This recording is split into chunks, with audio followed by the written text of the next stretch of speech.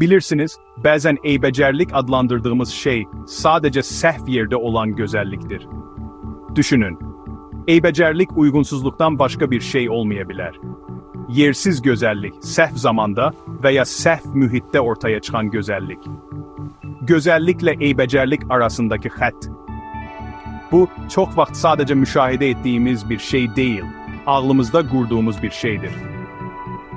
Sade bir nümune, tek bir tük təsəvvür edin. Uşağın başında, onu iyiləyəndə, isti, tanış, belki de rahatlatıcıdır. Ama eyni tükü yemeğinize koysanız, birden iğrenç olur. Tük değişmeyip.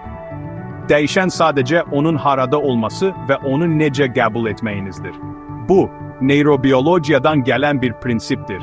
Beyniniz məlumatı sadece xam məlumatlara əsaslanarak değil, kontekste əsaslanarak şərh edir. Amigdalanız, korku hissini idare eden beyninizin hissesi, qeyri-adi veya yerinde olmayan şeylere reaksiya verir. Eğer bir şey uygun gelmirse, beyniniz onu təhlükə kimi qeyd edir. Ama çok vaxt bu, sadece sizi korumak için bir reflekstir. Reallık hakkında dəqiq bir mühakime değil. Xoşbəxtlikdən, prefrontal korteksiniz, mühakime ve qərar qəbul etmeye cavabdeh olan hisse, işe qarışabilir. Başınızda bir söhbət gedir, bir ses deyir, diqqətli ol bu pistir. Digəri ise deyir, gözlə, belki de elə deyil. Felsefede bunun bir adı var, subyektivizm ve relativizm. Filosof Nietzsche bir defa demişti, faktlar yoktur, yalnız şərhlər var. Başka sözler, dünya sadece olduğu kimi değil, o sizin onu necə qurmağınız, onu necə görmeyi seçməyinizdir. Bu fikir fenomenologiyada da ortaya çıkır. Husserl ve Merleau-Ponty kimi mütefekkirler, reallığın tecrübe ve perspektif vasitesiyle süzüldüğünü iddia edirdiler. Gördüğünüz, eşittiğiniz veya hissettiğiniz her şey sizin bakış-bucağınızla formalaşır. Budur daha da garibe bir şey. Beyninizde güzellik ve iğrençlik tez eyni şebekeleri ışıklandırır. Neyroestetika sahasındaki araştırmalar bunu gösterir.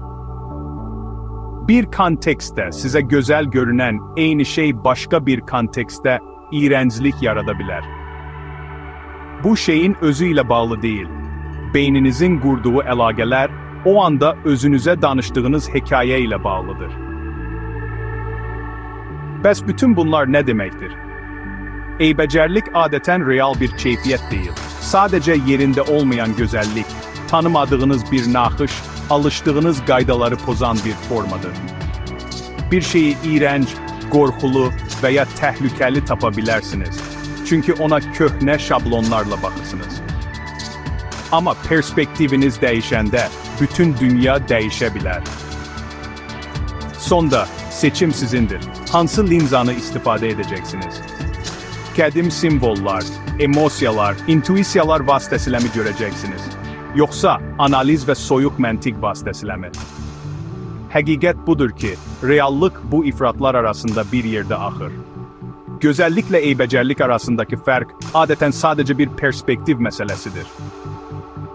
Unutmayın, bakış terzinizi değişen de, gördüğünüz şey de değişir.